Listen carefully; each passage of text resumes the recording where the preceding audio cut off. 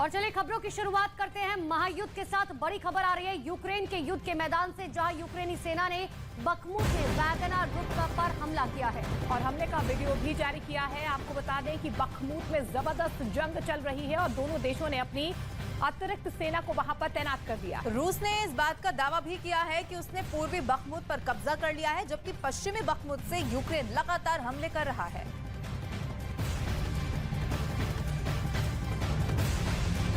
तो एक साल की जंग के बाद अब पता चला है कि रूस यूक्रेन में हार क्यों नहीं रहा है। अब पता चला है कि कैसे नेटो और अमेरिका के घातक हथियारों को रूस यूक्रेन में तबाह कर रहा है। आप यकीन करें या ना करें, लेकिन रूस जंग में एक ऐसे घातक हथियार का इस्तेमाल कर रहा है जिसने यूक्रेन के साथ साथ नेटो के भी होश उड़ा दिए हैं। देखिए पुतिन का आवाज बम, जिसने जंग में तहलका मचा दिया।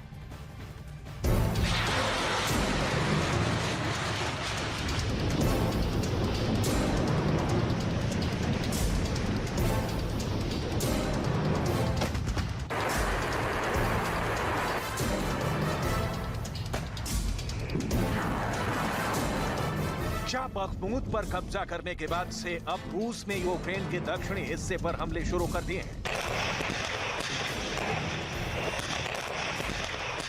पिछले 24 घंटे में रूस ने मिसाइल और रॉकेट से 300 से ज्यादा जो हमले किए हैं।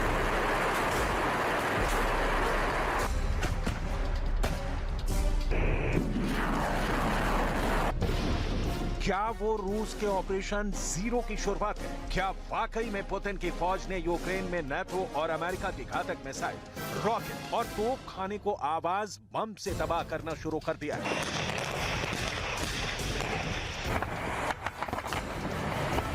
डिफेंस एक्सपर्ट्स क्यों कह रहे हैं कि अगर पुतिन के पेनिसिलिन साउंड थर्मल टोही प्रणाली यानी आवाज बम को काबू नहीं किया गया, तो फिर 40 किलोमीटर के इलाके में यूक्रेन और नेटो की एक भी मिसाइल, तोप और रॉकेट आर्मी रूस पर हमला नहीं कर पाई।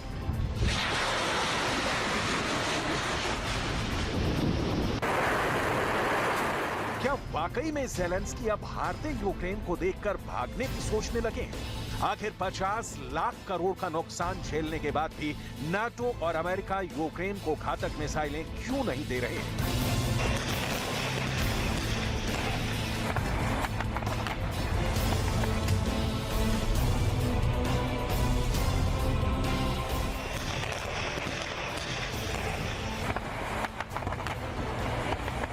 सौ 80 दिन की जंग में रूस ने यूक्रेन के पूर्वी हिस्से को पूरी तरह से रौंद डाला है। सोलेदार के बाद बखमुत और अब यूक्रेन के दक्षिणी इलाके वोहलदार पर रूस ने भयानक हमले शुरू कर दिए हैं।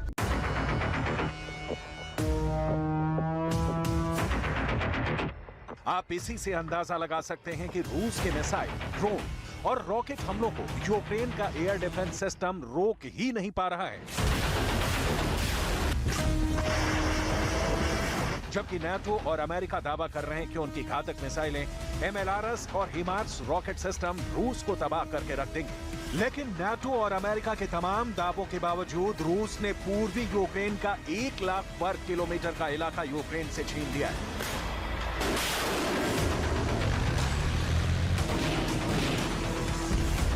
ऐसे में सवाल उठ रहे हैं कि आखिर रूस, यूक्रेन और नाटो के तोपखाने, रॉकेट और मिसाइल सिस्टम पर अचूक निशाना कैसे लगा रहा है? इसका जवाब है पुतिन का आवाज बम, जिसे सैन्य भाषा में पेनिसिलिन साउंड थर्मल टोही प्रणाली के नाम से जाना जाता है। रूस का ये पेनिसिलिन साउंड थर्मल टोही प्रणाली यानी आवाज बम इतना ज्यादा खतरनाक है कि इसने यूक्रेन में अमेरिका और नाटो के तोपखाने, रॉकेट सिस्टम को पलक झपकते ही धमाके से उड़ा दिया है। आखिर क्या है रूस का ये double dose penicillin sound thermal टोही प्रणाली? इसे जरा जान लीजिए। रूस का पेनिसिलिन साउंड थर्मल टोही प्रणाली युद्ध में नाटो और यूक्रेन का काल बन चुकी है। रूसी सेना ने पहली बार साउंड थर्मल टोही पेनिसिलिन को फ्रंट लाइन पर तैनात किया है। पेनिसिलिन साउंड थर्मल टोही प्रणाली को कुछ लोग पुतिन का आवाज बम भी कहते हैं। जंग में शामिल यूक्रेन की होवित्जर 2, अमेरिका में बना HIMARS rocket MLR anti aircraft को पुतिन ने पेनिसिलिन साउंड थर्मल टोही प्रणाली चुन चुन कर तबाह कर रही है। ऐसे हालात में यूक्रेन की तोपें गोला दागने से पहले ही तबाह हो रही हैं, जबकि अमेरिका के हिमार्स रॉकेट रूस पर हमला करने से पहले ही हवा में फट रहे हैं। यही वजह है कि रूस के ताबड़तोड़ मिसाइल हमले, ड्रोन हमले और रॉकेट आर्मी के हमलों को ना तो यूक्रेन रोक पा रहा है और ना ही नाटो के एडवांस हथियार। डिफेंस एक्सपर्ट साफ तौर पर कह रहे हैं कि पुतिन की फौज ने यूक्रेन के दक्षिणी इलाके में पेनिसिलिन साउंड थर्मल टोही प्रणाली का खतरनाक तरीके से इस्तेमाल शुरू कर दिया है। इधर ज़ेलेंस्की को भी समझ में नहीं आ रहा कि अचानक 24 घंटे में रूस ने दक्षिणी इलाके में मिसाइल और रॉकेट से 300 से ज्यादा हमले कैसे कर लिए, क्योंकि यूक्रेन का एयर डिफेंस सिस्टम नाकाम साबित हो गया है। खुद राष्ट्रपति ज़ेलेंस्की रूस के ताबड़तोड़ हमलों से हक्के बक्के हैं। Чергове намагання держави-терориста воювати проти цивілізованості призвело до тимчасових відключень електрики, тепла, води у деяких наших регіонах і містах.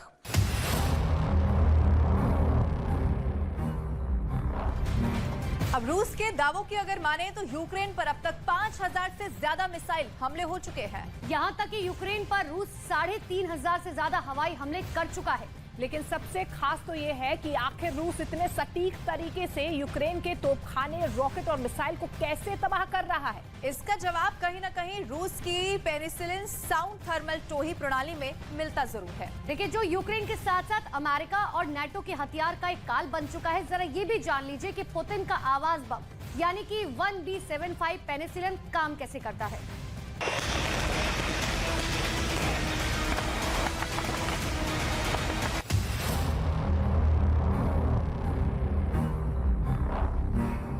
पेनिसिलिन या 1B75 पेनिसिलिन रूस की एक ध्वनिक थर्मल आर्टिलरी टोही प्रणाली है। ये बिना रेडियो तरंगों को छोड़े नाटो और यूक्रेन के मिसाइल, रॉकेट और तोपखाने के ध्वनिक सेंसर को पकड़ लेता है। पेनिसिलिन या 1B75 penicillin mortar, MLR anti aircraft या मिसाइल फायरिंग पोजीशन का तुरंत पता लगा लेती है। इसे साधारण भाषा में समझें तो ये 1B75 पेनिसिलिन यानी आवाज बम जमीन पर तोपखाने, missile, rocket, MLR anti aircraft की तरंगों को सेकंडों में पकड़ लेती है और तुरंत उस पर घातक हमला कर देती है, जिससे नाटो और यूक्रेन का तोपखाना और रॉकेट आर्मी बिना फायर किए मौके पर ही तबाह हो रहे हैं। रूस ने यूक्रेन के दक्षिणी हिस्से में 2 गुनी संख्या में 1B75 पेनिसिलिन को यूक्रेन और नाटो के खिलाफ जंग में उतार दिया है, जिसकी वजह से जंग में यूक्रेन को भारी नुकसान उठाना पड़ रहा है।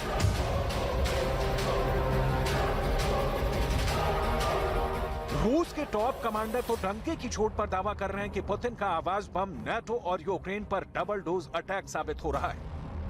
Текущего года киевским режимом террористические акции в Брянской области вооруженными силами Российской Федерации нанесен массированный удар возмездия высокоточным оружием большой дальности воздушного, морского и наземного базирования. पुतिन के मॉस्को से मौत का तूफान यूक्रेन की तरफ बढ़ चुका है। इधर ज़ेलेंस्की को कागजों पर टैंक मिल रहे हैं, फाइटर जेट देने का भरोसा दिया जा रहा है। ऐसे हालात में यही कहा जा सकता है कि यूक्रेन का तो सिर्फ भगवान ही मालिक है, क्योंकि रूस ने जब से गुप्त तरीके से 1B75 पेनिसिलिन ध्वनिक थर्मल आर्टिलरी टोही प्रणाली को जंग में उतारा है, तब से यूक्रेन लगातार हारता जा रहा है। जरा ये भी जान लीजिए 1B75 पेनिसिलिन सिस्टम यूक्रेन के लिए यमराज क्यों बन गया है।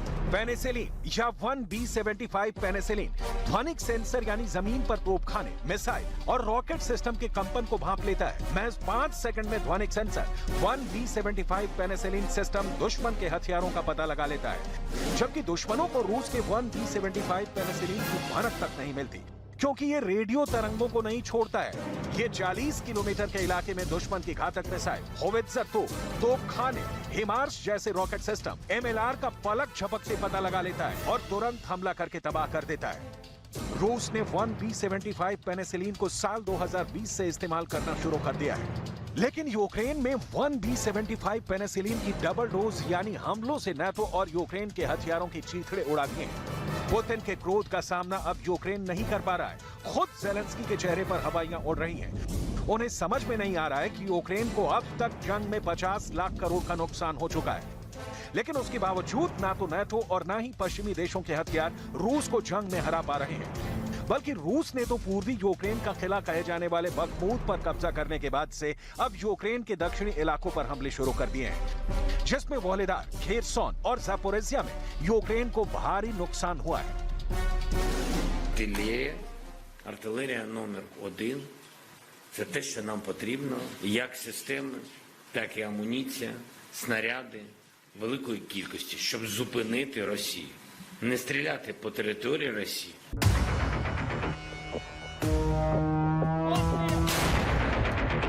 कुल मिलाकर पुतिन का रूस, नाटो और पश्चिमी देशों के कुल 80 देशों से अकेले दम पर निपट रहा है। लेकिन जब से पुतिन का आवाज बम यानी 1B75 पेनिसिलिन ध्वनिक थर्मल आर्टिलरी टोही प्रणाली जंग में उतरी है, तब से यूक्रेन के लिए रूस का यह हथियार साक्षात काल बन चुका है।